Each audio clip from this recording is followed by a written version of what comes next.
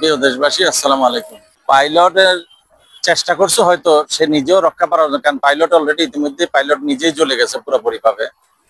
তো যে জিনিসটা আমরা লক্ষ্য করলাম সেটা হলো এই ছাদের উপরে পড়ার কারণে স্কুলের ভিতরে যে বাচ্চারা ছিল ক্লাস 5 পাস, ক্লাস 6, 3 পাস, এই বাচ্চাদের এরা বের হইতে পারে না, চতুর্পাশে আগুন ধরে গেছে।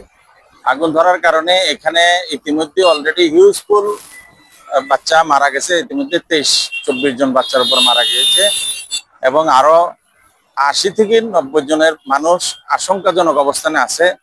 কেউ হয়তো দুনিয়াতে ফিরে আসতে পারে, আবার কেউ হয়তো চলে যেতে পারে, এটা বলা আনসার্টেন বিষয়।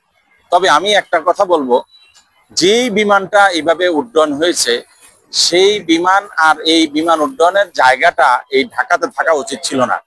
এই জায়গাটায় এই প্রশিক্ষণ বিমান ঢাকা সিটির ভিতরে রাখাটা হলো সবচেয়ে বড় অপরাধ হয়েছে।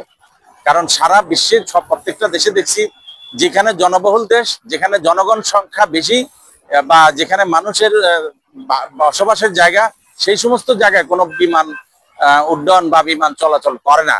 কিন্তু আমরাই একমাত্র এক বিচক্ষণ বাংলাদেশ, যেখানে জনবহুলের মাঝখানে এবং স্কুলের উপর দিয়ে এখানে বিমান উড্ডয়ন করা, এটা আমি মনে করি রাষ্ট্রের একটা গাফিলতি। রাষ্ট্রের যারা অর্গানাইজেশন গুলো আছে, রাষ্ট্রের যে অর্গান গুলো আছে, এগুলা ব্যর্থতা। আর এই বিমান অনেক আগে ফিটনেস হারিয়ে ফেলেছে। ইতিমধ্যে যেটা আমরা তথ্য পেয়েছি, এই প্রশিক্ষণ বিমানটা ফিটনেস হারিয়ে ফেলেছে। সেই বিমানটা কি করে আবার এই উড্ডয়নের জন্য এখানে এদেরকে দিয়ে কেন উড্ডয়ন করলো?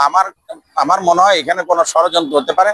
এটাকে খতিয়ে দেখার জন্য আমার ন্যাশনাল ডেমোক্রেটিক পার্টির তরফ থেকে আমি উদারত আহ্বান জানাচ্ছি দেশ ও জাতিকে, এবং যারা আইন শৃঙ্খলা বাহিনী যারা নিয়োজিত আছেন, আপনারা সকলেই এটা খোঁজ নিয়ে এবং এটা ভালো করে তদন্ত করে দেখবেন এখানে গাফিলতি কার আছে। যার গাফিলতি আছে তাকে আইনের আওতায় আনতে হবে।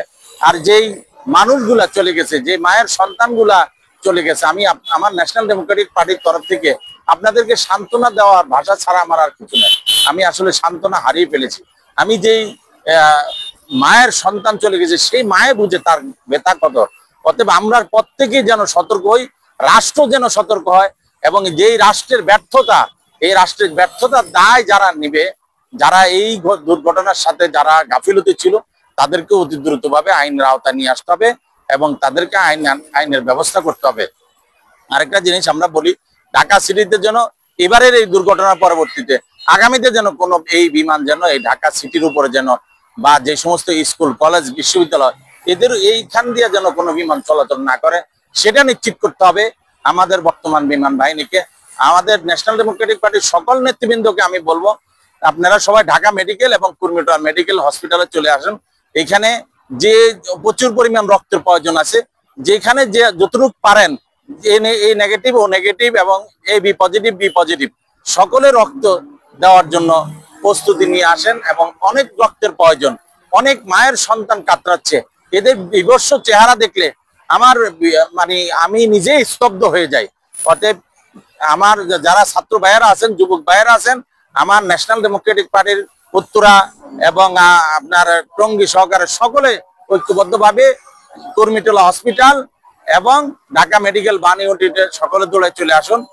সকলে এখানে রক্ত দেওয়ার জন্য মন মানসিকতা নিয়ে আসবেন, যেন রক্ত দিতে পারেন। এবং একটা মানুষের জীবন বাঁচলে এটাই আপনার প্রাপ্য, এটাই আমাদের পাওনা। শিশু বাচ্চারা মারা গেছেন, তাদের পরিবারকে শোক সইতে পারে, যেন সেই ধৈর্য ধারণ করার জন্য আল্লাহর কাছে দোয়া করি এবং তাদের পরিবারের প্রতি সমবেদনা জানাই। আর যারা অসুস্থ হয়ে আছেন, তাদেরকে আল্লাহ যেন দ্রুত আরোগ্য কামনা করে, তাদেরকে যেন দ্রুত সুস্থতা দান করে, আল্লাহর কাছে এই দোয়া কামনা করি আমাদের ন্যাশনাল ডেমোক্রেটিক পার্টির তরফ থেকে। এবং আমি কারি মোহাম্মদ আবু তাহের, আমি দোয়া করতেছি তারা যেন সুস্থ হয়ে আসেন।